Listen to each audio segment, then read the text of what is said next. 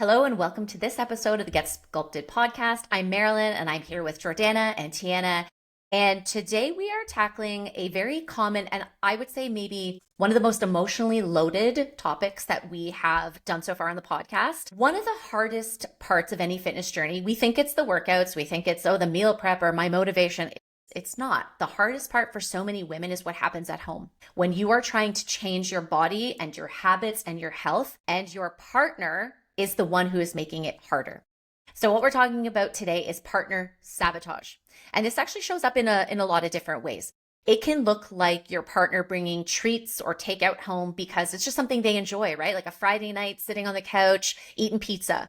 It can look like your partner teasing you or complaining about you spending too much time in the gym or, focusing on your food. It can also sound like your partner making comments like, you don't need to lose weight. You look fine the way you are. Or why are you so obsessive about this? And sometimes it could be your partner bringing tempting foods into the house, knowing what you're doing, but then acting like you're the problem when you don't want them. So if you've ever felt like you've had to choose between keeping the peace in your home with your partner or making progress, we get it. We might even talk about it where we might have felt this ourselves with our own partners. And we've also seen it with so many women that are struggling.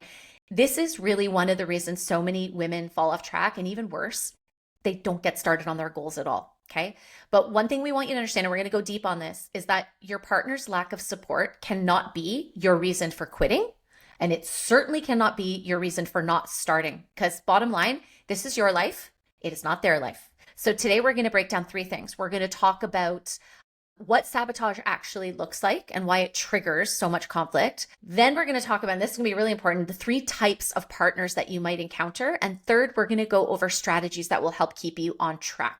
But before we do that, girls, I want to kind of just like nail this down. When we say partner sabotage, what are some things that maybe you've experienced or you've seen and heard with actual clients or people you've spoken to? Like, let's just kind of throw at some things that we've in real time actually heard or seen. I have heard, and this is things from clients that partners will say, like, before they've even started, they've reached out, we've had a call, and then they're like, I'm going to go to my partner and just like have a conversation before I make this investment, but like, I'm all in.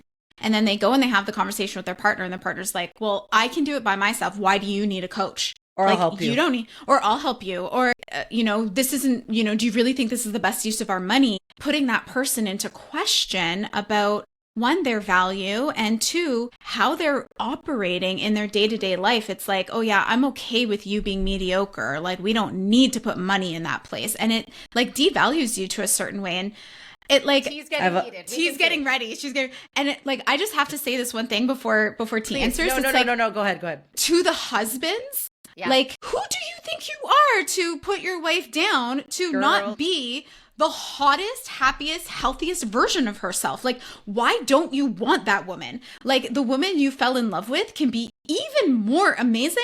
Like, what is wrong with you? Like, yeah, I'm ready. Like, punch somebody. Like, I know. It makes me so mad when I'm seeing these partners come in and literally be like, nah, I don't want you being better because maybe it makes me feel worse. Like, that is the worst. We're going to talk about all of it, but like, I just had to say that because that is a very common thing I see before they even start their journey.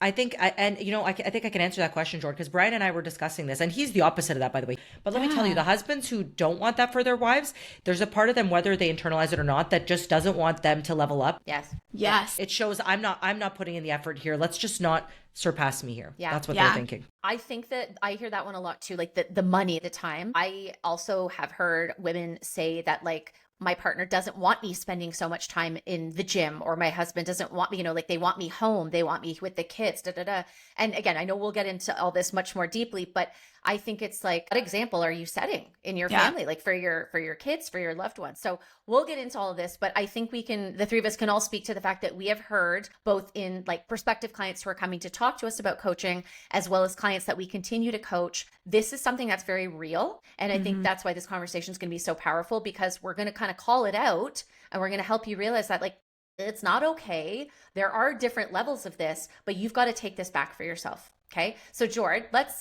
kind of kick it off by talking about why this sabotage happens in the first place. Okay. I'm going to first go, like, calm myself down, because I was getting like super passionate. Regulate the nervous system. Does everybody need a drink of water before we begin? Yes. Okay. Go for it. Yes. Okay. I'm calm now. Okay. Okay, Go. so the bottom line is, T, I think you nailed it when you said like it threatens the comfort of the partner. Like when you, especially if you've been like I've been married for 15 years now, and you do get into a certain rhythm, and like you expect that rhythm, and sometimes that's good rhythm and sometimes it's not. And when it's not, then the partner almost subconsciously can sabotage the other partner who's wanting to improve themselves, whether that's health or fitness or something else, because they don't want the light shone on them, or they don't want the partner to be like, wait a second, maybe you aren't good enough for me. Like they don't want to, Like rock the boat. Yeah. And so it's all rooted in comfort, in habits, in rituals, and essentially like the fear of changing. And I always ask clients at some point near the beginning of our journey, like, what are you most afraid of? You're afraid of one of these two things: the fear of failure, meaning things are going to stay the same, or the fear of change, meaning if you do achieve this goal, what will change as a result? Because you are afraid there's fear on one of those two That's right. directions, right? And so sabotage in any behavior that makes your goals harder to follow consistently, whether that's coming from your own self-sabotage or external self-sabotage from partners, families, friends, all of that. And this shows up in 5 ways. And you mentioned a couple, Mare, but I want to like really nail down this list and things that you might hear. So it could look like food pushing, like one won't hurt. You've been so good all week. Just have this little donut with me or whatever, right? Like, and the impact of that on you trying to make these changes is like pressure, guilt, feeling like you're rejecting them. And that's not putting you in a positive place, right? It's putting tension between your goals and who you want to become and the relationship that you have with your partner. And the next one was teasing and joking. It's like, here we go again. Don't get so obsessed this time. Like, take it easy. And the impact on that one is shame, shrinking you, and making you stop talking about your goals and ambitions and making you feel smaller, right? We don't want that. The third one is minimizing you. You're fine. You don't need this. I love you as you are. Yeah. This one bothers me too. Like, it's kind of like, yes, we want to. It's pandering. Yeah. And you want to, of course, have a partner who's like, I love you no matter what stage of life you're in. Of course we want that. But of course they're going to say that. That's not up for debate. I know you love me, but like. Yeah. I know you love me. I can still want. Exactly. And so like what the impact of that one is, it's like the self-doubt, the loss of your own clarity, like your goal isn't a valid one to go after. It's like, I'm sure you guys have heard this too, like when you're talking to women reaching out, it's like, they're like, don't want to admit sometimes there's vanity goals, or they're like, they tell us what we think we want to hear of like, I want to be healthy for my kids. And those are all noble, but like, what else? Go deeper. We did an episode on this, right? It's okay to want to be hot. It's okay to want to be hot. It's absolutely. I always hear that where they're like, I know this is bad to say, but I want, and I'm like, I actually go, no, I'm gonna stop you right there. Or my husband thinks what you want. Yeah. Or they're like, my husband thinks I look great. And I'm like, well, I would hope he wouldn't be insulting your appearance. But like, it's the same with like, we don't do things for men's validation. It's like makeup. Absolutely like, Brian's not. like, you don't need makeup. I'm like, who said I need it? I want it. I want it. Yeah. That's a good point. I love that. The next one is time complaints. You're always working out. Are you meal prepping again? Is this going to take so long? Why are you doing this and not that? And the impact is making you feel like you're selfish for basic self-care. Like we already have such a problem with feeling like we're selfish for just the guilt is real. The guilt, right? Mom guilt, like the taking care of yourself, like prioritizing things that you need to do over others. And like enough. Like you are deserving enough of taking the bare minimum to take care of yourself in order to show up in your life. Yeah. And then the last one, which is the one that Joey did, is environmental sabotage. And this is tempting with food visibility, constantly doing takeout decisions. He used to eat Nutella sandwiches in front of me while I was like in a fat loss phase. And I'd just be like, dude, really? Yeah. But that was like they realize what it feels to be that hungry. No, and it was like year 1. So like he evolved, like as we went through. He didn't do it to hurt me. He was doing it because he likes Nutella. So Nutella it was like, yeah, right. And the impact of that, especially for like my emotional eaters, there's decision fatigue. So that is the hardest moment for you to stay true to what you've really like signed up for of who you want to become. And having those things around you where other people are purchasing them or putting them away even or eating them in front of you can really be a distraction to your goals. Yeah. And would you girls add anything to that? No, I think these are like the big ones. And again, when we talk about like the partners, we'll see how this kind of plays out because sometimes it is intentional, sometimes it's not, and we'll differentiate between those. But I feel like those hit all the ones that I've seen. I think Sure. this episode might make people definitely like, have a look at their relationship dynamics. Totally. Which we Yeah. again, right? We're always helping you. We want to help you open your eyes so you're not complacent in your life. And I think having these conversations Absolutely. is important, right? Yeah. So And overall, like threatening that comfort of what's going on between like you and your partner, it's not necessarily coming from a bad place, but like there might be rituals. Like I've heard like women are like, every Friday night we sit down and we do XYZ together. I've heard that too. How am I going to make that happen? Or Tuesday nights, or it's like takeout taco Tuesday night. How do I make that happen? And the fear that the partner has is like, oh, am I now going to be disconnected from you because you don't want to do this with me? Well, maybe it just has to shift a little. Maybe you don't eat, a massive portion of it. You've learned your portion. Right. Or maybe you've learned a different way to enjoy that. And so the other piece is like they can feel insecure, they can feel judged, and the relationship might feel like it's shifting even though it's not.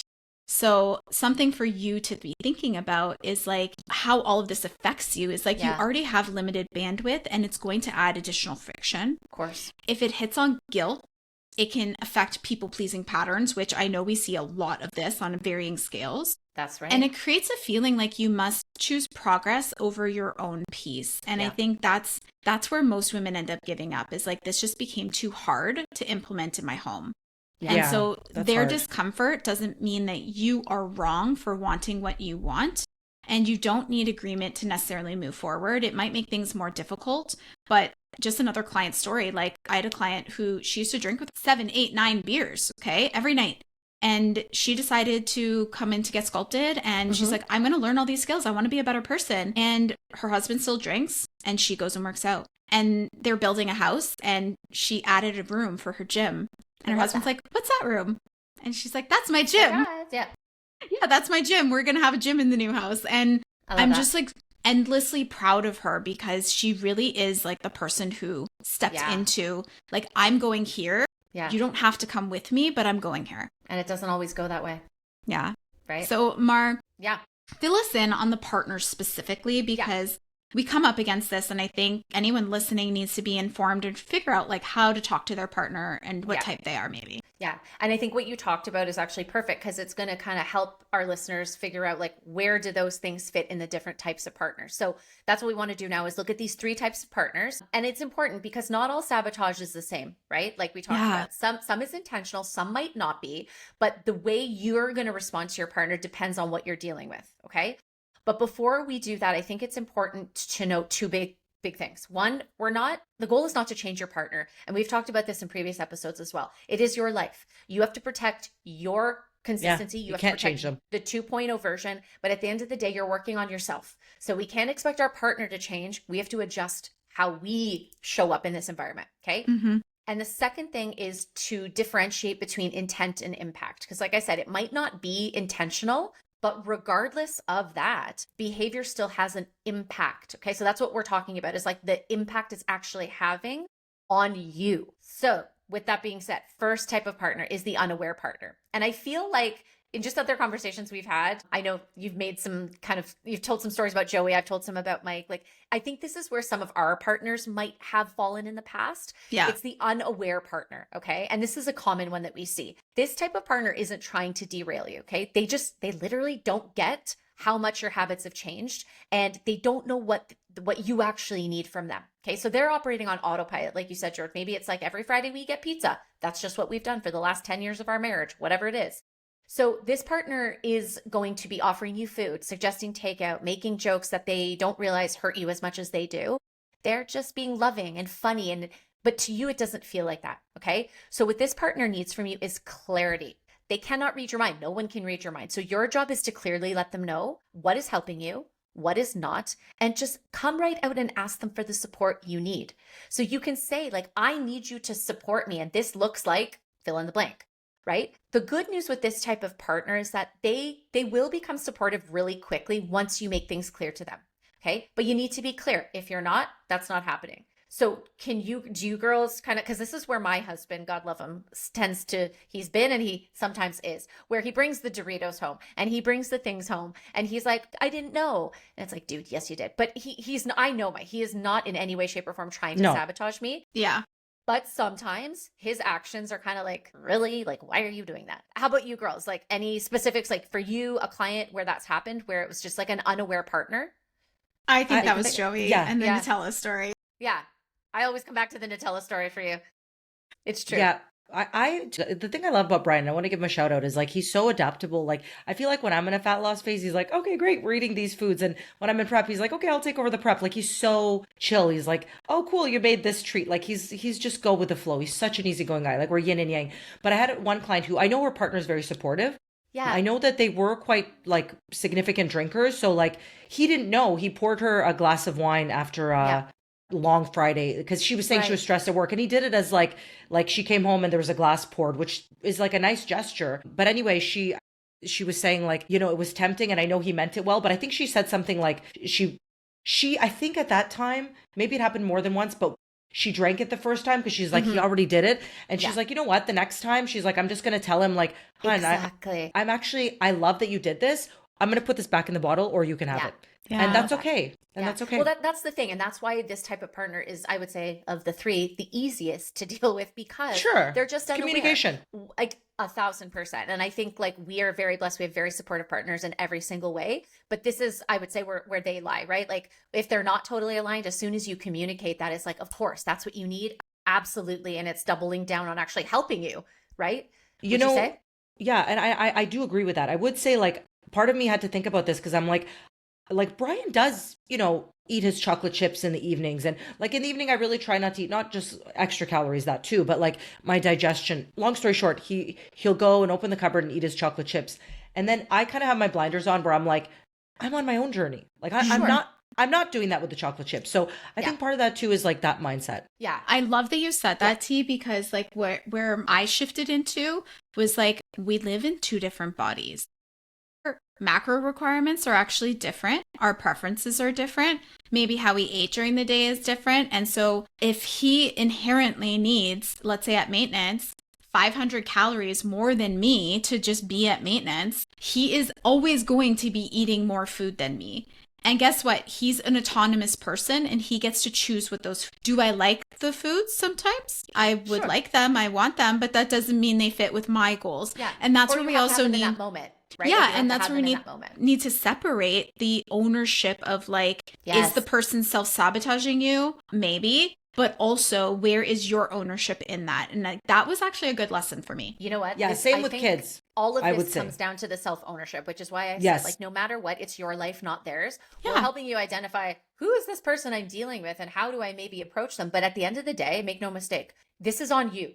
This is on you, right? If it's your husband, if it's your child, if it's your friend, like you need to make the decision. Like if my kid wants to get McDonald's, I never eat, you know, savory. I do get McDonald's ice cream, but not every time. Like if I'm like, oh, I'll get you a Happy Meal, it doesn't mean I automatically need to get myself something. That's right. Like if you know, my friend was like, let's go for a drink. I don't drink anymore, but I could be like, cool, you want to, let's go in here. I'll get a Diet Coke. Right? Yeah, exactly. You know, no one is forcing you. No one is forcing you to put anything in your mouth. Definitely. Okay, let's move on to the second type. Yeah.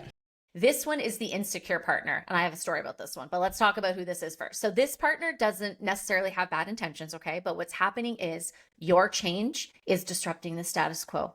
It is making them uncomfortable. And they might show that through teasing, minimizing, or pushing back on the things that you're doing, okay? So this is the partner that might complain about the time you spend in the gym. They might even grow distant. They might even try and make you feel guilty.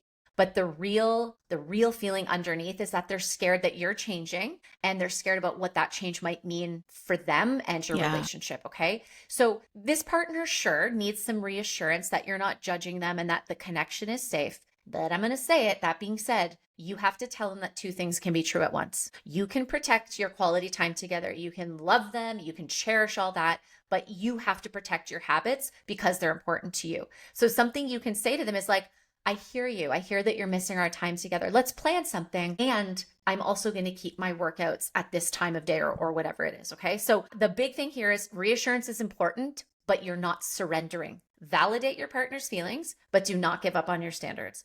And I actually had this conversation. This actually was before I became a coach. Somebody I knew was working on her health and fitness goals. She had hired a coach, and she talked to her partner because he was like pushing back so hard, and she was so frustrated. So I said to her, like, find out what is the issue. Like, is he really mad about you working out and eating friggin' like food that you like? And they had a really candid conversation. And he said, I'm afraid you're going to get hot and leave me. That's what he said. So it ended up being good because they had that conversation. She reassured him. She was like, that one has nothing to do with the other. But that was like the real root of why he was being kind of a dick about it. Like he just was embarrassed to say that. So yeah, have you and he's feeling insecure. That's what I'm saying. It was his insecurity. Like, you're going to get hot and leave me. I'm going to get hot, but what does that happen? Why does that translate into I'm leaving you? Right. So any kind of thoughts on that? Like have you experienced that with any clients? I mean, I don't really have many stories about that one because it goes deep, but that one sticks out forever in my mind. I don't have too many stories, but I do see this coming up in places, maybe not necessarily where like a client's telling me, but you'll see it on social media, or you'll see it like somebody talking about it more generically. And I think it's actually happening more behind closed doors than people are willing to say. Yeah. They say it when it's their ex-partner. That's what I've heard. Yes. And here's what I'll say is, if any partners are listening with their partner, like, step it up, dude. Like, this is your opportunity to show your partner how amazing they are and that you are willing to be there with them. Like, this is your opportunity to show up. And what I have learned in my own marriage is, like, Joey loves those opportunities for him to show me like really who he is underneath, like the strength he has, like the resiliency he has, like how to show up for me. And I think this is such a great opportunity to create the space for your partner to like step up and meet you, because that feels sexy. Yeah. Like that can actually become a source of connection for you guys. So I totally agree. And the other thing too is like, how about spinning it to being like, I'm so proud I've got such a good life. So it's funny. Mike has his screensaver. I know. I love that. I love this. Like pretty scantily clad from a photo shoot that we did. And he doesn't pay attention to it now. He's had it for some time. But anyway, once in a while, someone will kind of notice and be like, dude, your wife lets you put half naked women on your screensaver. And he says he loves it when he gets to go, dude, that is my wife. Yeah. Right. And so that's what he said. He's like, why would I feel insecure? He's like, I love that you take care. I love that you're beautiful and hot and sexy and da-da. So like, it's a flex to him. But but it's actually done so much for our relationship too, because I love that we are proud of one another. Instead of seeing it as a source of like insecurity, it's like, wow, look, like there's pride, right? Yeah. So I always think that's so funny because he gives I love me that. But it's I like to see that dynamic. Like I have a client when she signed up with me, there was no like, I actually didn't ask her what her husband thought. She signed up no matter what because she wanted to. But then she said like, I do hope that like secondarily this influences him positively. And she's like, he's in his own journey. And then anyway, we had like our call a few months in. She's like, and it did. She's like, he's improved, which I'm happy because I like how that. Exactly. Her mindset wasn't like, I'm going to change him for sure. Or like, this is my main motivator. It was kind of like, I hope that I influence him by what I'm doing, not what I tell him to do. The butterfly effect. The butterfly effect. They do because the way to make change is by people noticing the positive effect on you. Yes. It's not by forcing them or, telling them what they should do. No, I love that. This is good. Okay, this brings us to the third, and this one is the trickiest, I think, because this type of partner is the one that often causes women to give up, or like I said, worse, not even get started. So this is the resistant partner, okay? So this is the partner who will continue to undermine you even after you've been clear. So they're going to actively push back. They will intentionally do things like bring those foods home to sabotage you. These partners will mock the things that you do, or even tell you, like George, you brought up that you cannot spend money on a coach, or you cannot spend money on a gym membership. And, we know we're going to hold space for the fact that dealing with this type of partner is hard. We're not suggesting that this is an easy situation.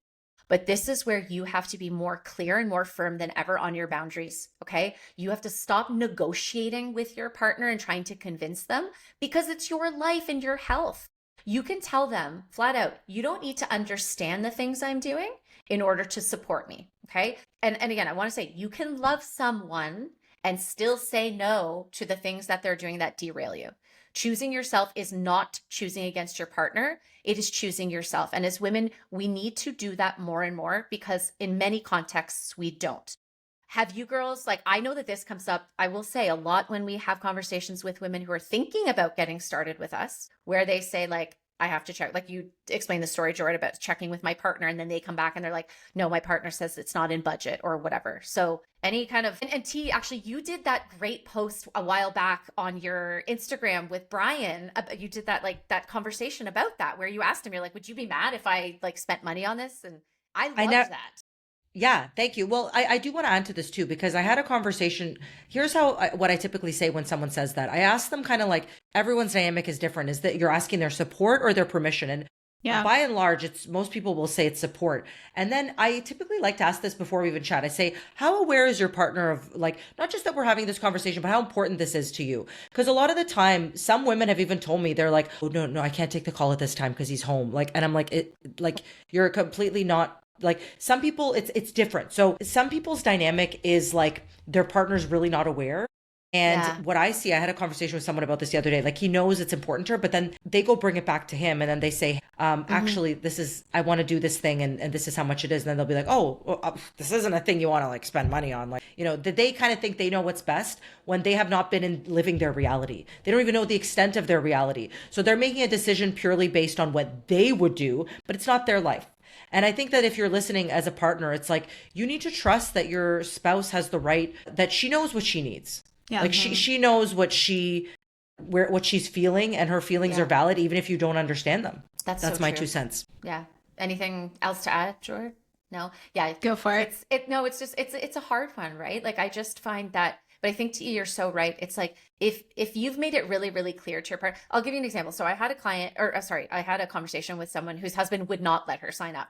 Like we went through it all, would not. And he said things like, you can do this yourself. But then he also said things like, well, you've tried things before and failed. Yes. Right. And I'm just like, but thanks, you know what, for the support, honey. Yeah. Right. But what she told me was, and this is where she got really emotional. And she said, he doesn't know that I wake up and go to sleep every morning hating the body that I live in. Yeah. He doesn't see me in the change room in tears because I've tried something on that I either hate how it looks or and I said to her, it was so visceral. I was so emotional myself.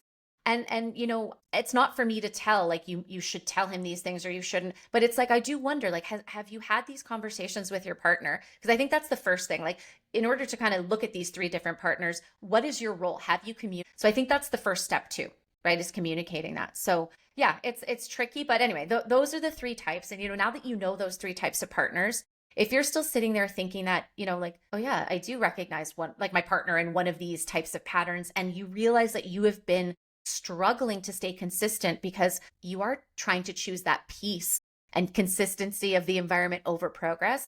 This is what we do. It's one of the biggest things we help clients overcome. So, if you need help building those boundaries, there's nothing wrong with that. Like that we love to help in this way. Even if your partner's on board, we can help you in that respect. And we have applications open at getsculpted.ca/contact. And, we've said it, we don't just give you workouts and a meal plan. We help you protect your standards and follow through, even when people in your life don't make it easy. So T, I'm going to pass it over to you to let's make this really tactical and tangible, like we always like to do, strategies that our listeners can use to help them in these situations. Because we know a lot of women find themselves in these situations. Yes, absolutely. And I'm thinking of you, the listener right now, thinking, okay, great, I'm in this situation, but like, what exactly can I do? So we're going to give you some tidbits here. So number 1, you need to stop over-explaining. And I think that this is actually really helpful advice for like any scenario where like you're trying to have a productive outcome from something, because this just kind of like opens up for the cracks that like your boundary is up for debate. And it's not. Remember, boundaries, when you set them, they're not for people to like, or you don't have to wait for them to accept it, but it's for you. It's to protect you. Yeah. So when you explain too much, that shows your partner that like, this is negotiable. Like I'm kind of open to this. A boundary is a boundary. So a boundary is 1 sentence. It's not debating or convincing. So for example, they offer you the food. I don't know. Instead of saying that, you say, no, thanks, I'm good. Leave it at that. But we always do this. I'm actually not going to be doing this any longer. I'm no longer, for now, I'm not having the pizza. I will let you know if I want some. That's good. That's a full sentence. And speak with conviction. That's important. Mm-hmm. Okay, so we have a 3-part boundary framework here. So this is going to keep you out of like getting into those emotional heated arguments and making like vague requests. So first you want to state the standard. Like, this is what you're doing. So make it like a matter of fact thing. This isn't up for debate, right? Like, hun, from now on, I'm going to be taking Monday, Wednesdays and Fridays, that pocket of time when the kids get home from school. That's going to be my workout time. Not like, hey, what do you think? Is that okay with you? That's my workout time. Yeah. Period. Love that.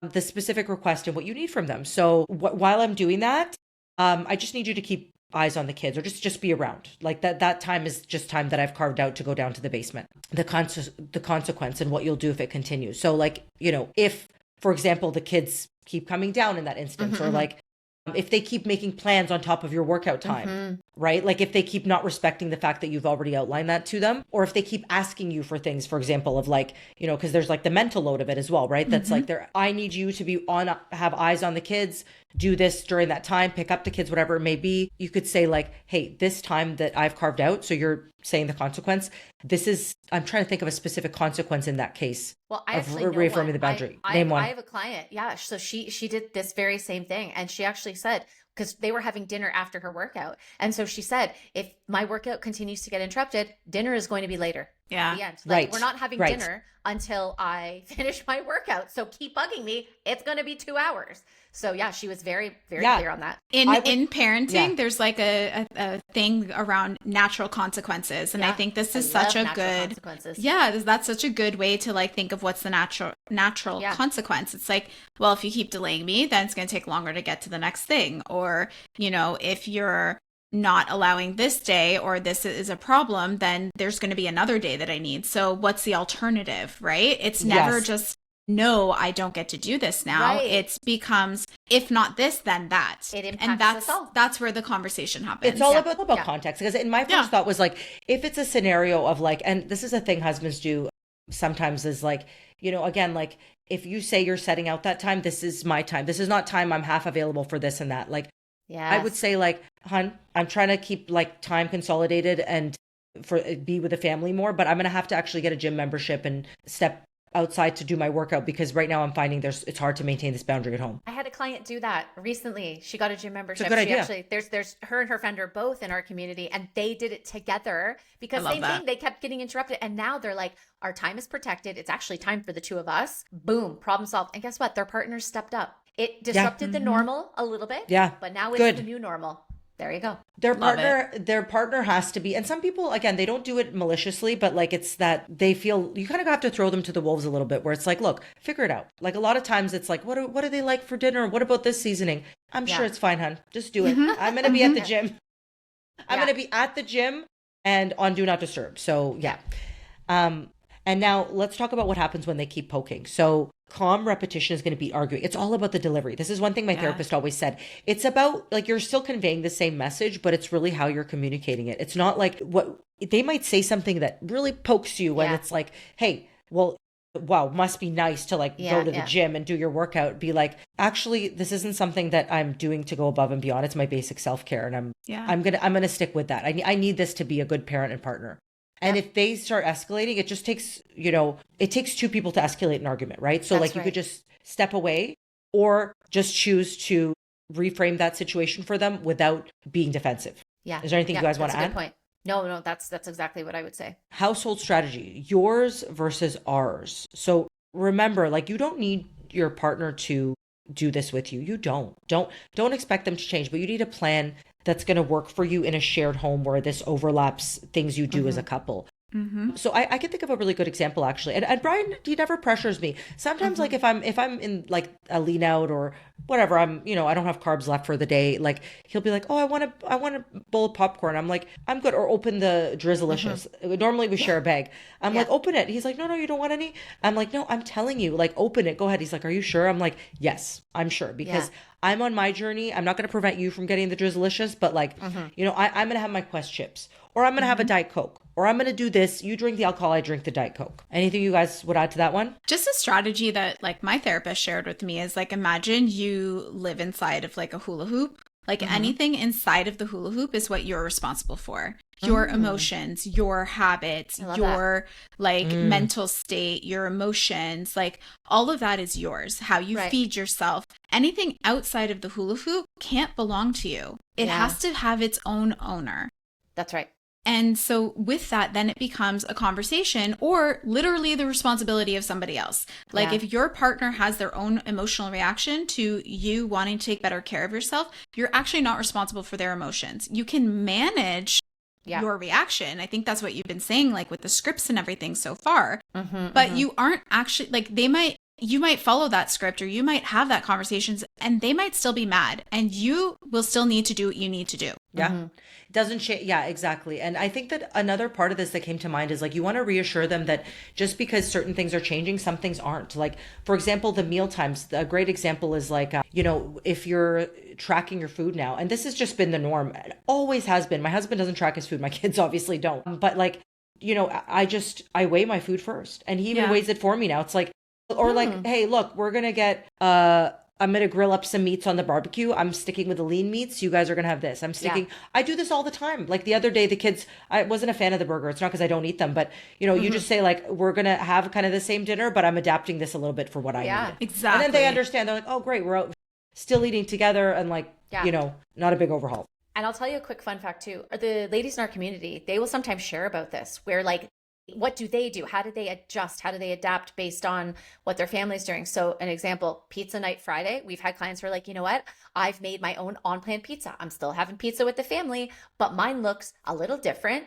It doesn't change the environment, the experience, but it changes how I am showing up, right? Yes. I love that. Absolutely. Finally, like the deeper win here is that this is really your self-respect in action. So you can still love someone and, you have a great relationship with them, but you still have to hold your own standards. Yeah. You love your partner, but you love yourself too. So you have to keep that in mind that betraying yourself is never going to satisfy any of you. So stick with it. And remember, this is healthy boundaries you're modeling for your kids as well, if you have them. Yeah. And the standards you set for yourself and how you treat yourself is really the level at which no one's going to treat you better than how you treat yourself. No. So if you treat yourself terribly, then that's the level you're expecting everybody else to rise to. And it's pretty darn low. Like, how are you going to feel better eventually? Like, you won't. So you need to eventually raise those standards slowly and slowly so that you are elevating how the rest of the world is interacting with you. Because if you take care of yourself, you show up differently. We know that. And then over time, how you show up differently impacts how people treat you. That's right. And so what might start out as maybe a difficult conversation or a challenging environment temporarily may eventually end up being the best thing that you have ever done for yourself and your family dynamic. I love that. Amen to that. Perfect place. I was going to say to wrap this up. That's like period, full stop, mic drop. There we go. So what we want you to remember here is that, listen, like sabotage isn't always malicious. We're not saying that it always comes with ill intention. A lot of the time it's not, like we've talked about. It could be comfort, routine, fear of change, habit, all of those things. But whether it is intentional or not, it has to be addressed because we talked about the intent and impact. And regardless, impact is real. And that impact is what is likely keeping you stuck. So your partner's discomfort does not get to decide your future. None of what they do gets to be the reason you go back or you stay living as your 1.0 version, okay? You are allowed to want more because you deserve more. You are allowed to want more energy and strength and time for yourself. You are allowed to want a body and life that feels good to live in. And you are darn right, like you are so allowed to friggin' want to protect your health, even if the person closest to you doesn't prioritize things the same way you do. Bottom line, you can love your partner and you still choose yourself. Okay. Period. And that's why you can be a great partner and mom and wife and all the things, but you have to have standards for your own life. They cannot cancel each other out. All right. So your action step after listening to this episode is, first of all, reflect what type of partner might I be dealing with? And we've given you some kind of parameters around what they need, what you can say, how you can hold those boundaries, but you need to pick a boundary, whether it's something big or small, communicate it clearly, and then see how things change over time. All right. And if you know that you need to be setting boundaries, but you really are still unsure how you can hold the line without having some support and accountability, this is what we are here to help you with, okay? We help women stay consistent in real life. So if you're ready to stop abandoning yourself and start protecting your goals, we've got some spots opening up. Fill out an application at getsculpted.ca/contact. Let us help you build the follow through that's going to change this for you, regardless of what's happening with your partner or at home. Thank you so much for listening to this episode. We're so excited to chat with you again next week, where Coach T is doing a solo episode for you. We will chat with you next week. And thanks again for listening. Bye. See ya. Bye.